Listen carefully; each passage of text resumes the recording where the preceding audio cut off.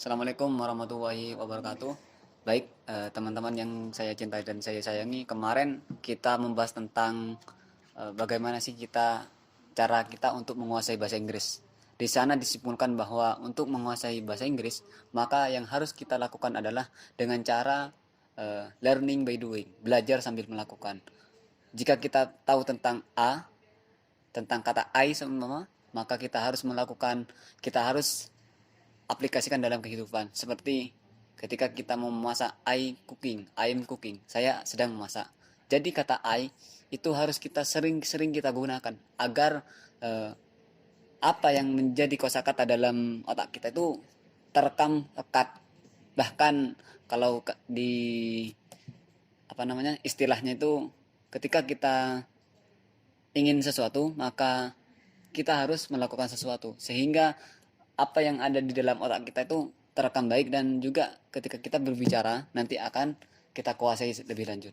Nah, tanpa perlu panjang lebar lagi, kita akan sharing kembali dengan Rasid Nawawi, narasumber kemarin yang sudah siap ada di studio ini. Nah, baik, Rasid Nawawi dipersilakan untuk maju ke sini.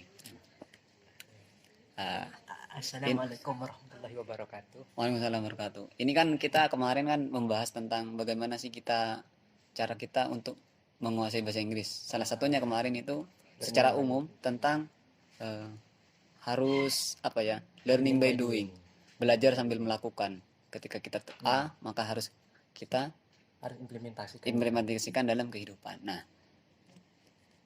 itu kan sebagai mukaddimah ya, atau permulaan dari kemarin. Nah, sekarang ini lebih kepada cara step by step, tahap demi tahapnya. Untuk sebagai pemula itu apa yang harus kita lakukan, yang pertama kali kita lakukan? Sebenarnya tergantung bagaimana cara kita belajar. Kalau untuk saya sendiri, serasa lebih gampang ketika kita mulai itu dengan yang paling mudah, writing dulu. Writing. Karena kenapa saya ngomong writing? Karena ada beberapa faktor, cuman saya ambil yang paling simpel. Karena secara tidak langsung kita akan membacanya kan, ketika kita menulis. Kan kenapa saya menekankan, meminta atau memberikan saran untuk writing dulu, agar kita bisa lebih kalau lebih enak kalimatnya, mengerti hurufnya. Karena seperti saya katakan kemarin, terkadang ada orang ingin mengatakan ini malah maksudnya ini. Jadi agar terhindar dari itu, sebelum kita berbicara, alangkah lebih baiknya kita mencoba nulis dulu. Ya, agar kita juga tidak salah kata.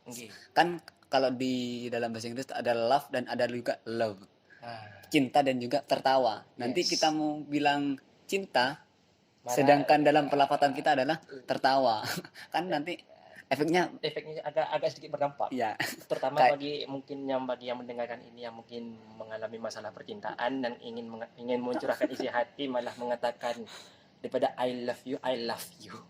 Kan mohon jangan dilakukan, tolong hati-hati. Itu artinya kan kalau I love you itu kan saya mencintai kamu. Tapi I love you berarti saya menertawakan kamu gitu kan berarti. Nah, kenapa saya menekankan dalam aspek writing, menekankan kalimat? Karena ada 3 minimal. I'll make this short. Akan saya buat ini singkat, padat dan jelas. Paling pertama, agar kita terbiasa dengan hurufnya dulu. Sebagai contoh, kita mengatakan love. Bagaimana kita tahu kalimat love? Nah, itu paling pertama, kita kenal hurufnya dulu. Yang kedua, agar kita tahu dasar bunyinya bagaimana. Kenapa saya ngomong gini? Setelah kita menulis, pasti kadang-kadang kita mencoba untuk menyebutkannya mungkin. Entah apa, mungkin contoh kayak kalimat implementasi. Kita pasti pertama harus belajar hurufnya dulu kan sebelum menyebutkannya. Nah, jadi seperti itu. Dan yang ketiga, dan ini agak sedikit crucial, be careful about saying it. Hati-hati ketika mengucapkannya. Karena contoh, kan kita beri contoh yang sudah diberikan tadi oleh Profesor Mas Salam tadi. Love and laugh. Apa yang membuat kalimat ini berbeda? Dengannya sama, namun serupa tapi tak sama. Tapi apa yang membuatnya berbeda? Penekanan hurufnya. Ketika kita ngomong love, sebenarnya kita hampir bukan mengatakan huruf V, tapi seperti huruf F. Tapi jangan langsung ngatain, jangan Anda nulis langsung LOVE, oke? Bukan itu maksudnya. Penekanan hurufnya. LOVE, love. Kenapa kita love?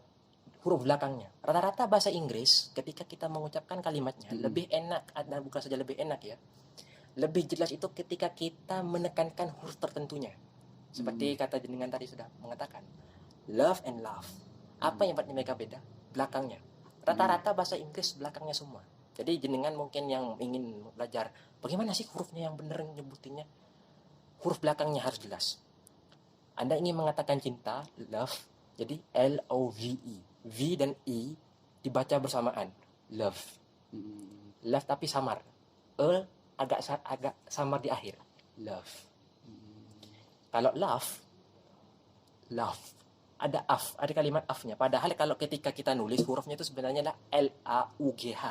Lauk. Nah, Lauk. tapi kenapa kita baca love? Love-nya ini ekonya. Kalau bahasa mungkin bahasa elektronik, mungkin permusik, mungkin Anda mengerti ada perkusi musik, ehonya yang dimainkan. Jadi love, off-nya, belakangnya itu yang kita mainkan. Ini cuman awalan seperti starter. Love. Iya. Nah, seperti itu. Jadi kita simpulkan bahwa langkah pertama untuk menguasai bahasa Inggris itu sebagai pemula adalah dengan writing first. 2, pengejaan.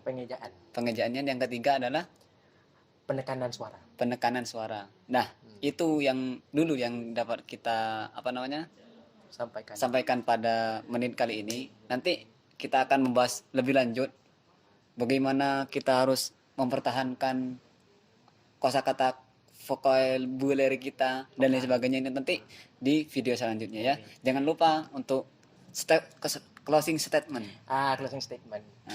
Agak sedikit motivasi bagi kalian para bujangga yang mungkin sedang digalau asmara. Saya suka bikin kata-kata sendiri dan mungkin jenengan lebih mahir daripada saya. Tapi anggaplah ini sebagai motivasi saja untuk mengawali hari. Apalagi ini hari Minggu. Ya, hari Minggu. There is a note saying, if you start your day with a smile, you will feel like the world is yours. But if you start your day with a sad, gloomy face, your heart will feel so lonely. Jika engkau ada kata pepatah orang tua dulu berkata, awalilah harimu dengan sepetik senyuman. Karena dengan senyumanlah dunia terasa lebih indah. Tapi jika engkau mengawali hari dengan kusutnya wajah dan sendunya hati yang lara, percayalah, bahkan hati saja tidak akan ingin bergerak melakukan apapun yang ingin kau lakukan. Begitu dah. Oke. Wassalamualaikum warahmatullahi wabarakatuh. Thank you.